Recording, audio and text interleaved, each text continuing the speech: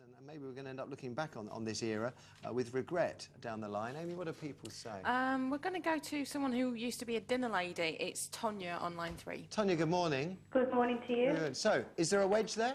Yes, definitely. I worked as a dinner lady at a local school, and there was a little girl who had an accident. She wet herself, and I went to help her. I washed her down as much as I could, dried her, and then gave her some dry clothes, as I would because I'm a mother myself, so I didn't want to see her in uncomfortable clothes.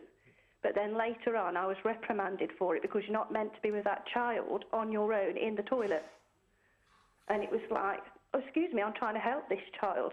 But I was given a letter and a warning not to do it again because that's the red tape. So they would allow a child to suffer the indignity and humiliation of wandering around in wet clothes, and I can still remember the guy that wet himself at my school by name and the moment. So they're quite happy to have a child humiliated and everything else, but not helped. Well, she would have had to wait for her teacher to come back.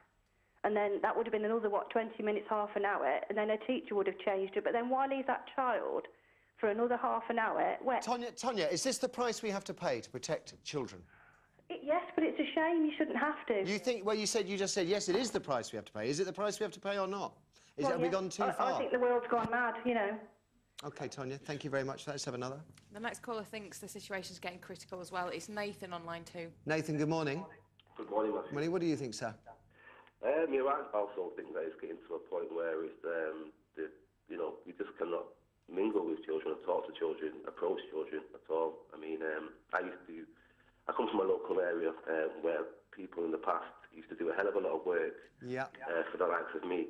I'm 29 now.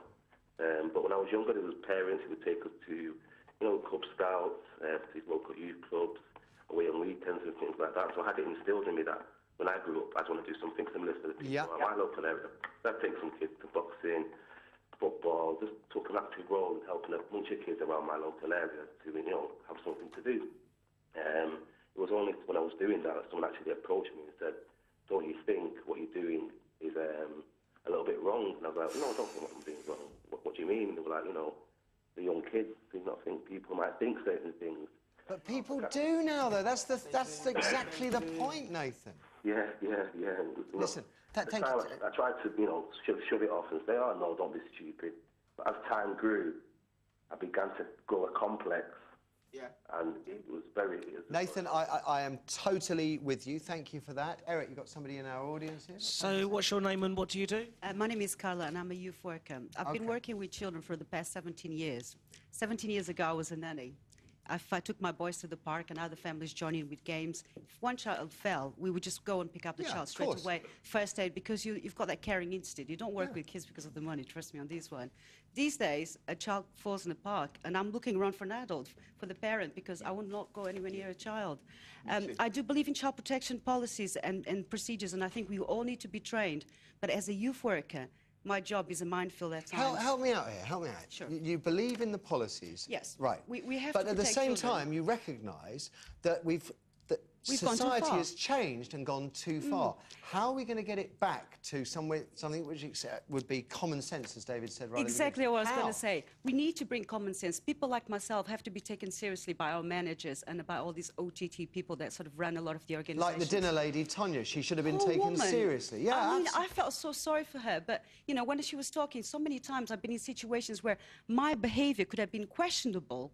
When I've been dealing with a young person that I acted as an appropriate adult at the police station, a young person is completely distressed, it's been, a robbery or something like that, and my instinct is to go up to the young person and give them a hug and say, it's okay, let's talk about it. Just touch his leg. You're probably quite young, huh? We'll get the police and social services straight away. Straight away on me, please.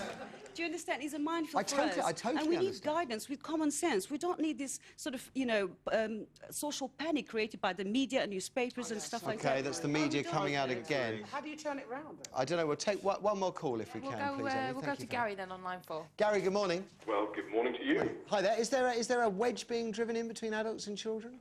I don't think the children have a perception as to what's going on, to the extent that people think they do. Maybe. From my own opinion, I have young kids myself, and I've always taken the view that as long as I've tried everything I can to make sure that either my children, when they're out, are safe, or any children that come here are safe, I don't need to be dictated to the state to say, you need to do X, you need to do Y. Kids are kids.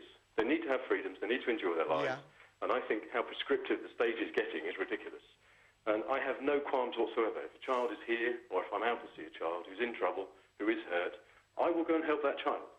Because most parents will understand that that is what they'd want you to do. If you see a child fall in the river, you go and get the child up. If you see a child fall over, you go and Unless, pick of them up. course, you're a special constable, and then you just stand around and watch, of course, and wait for someone to come by.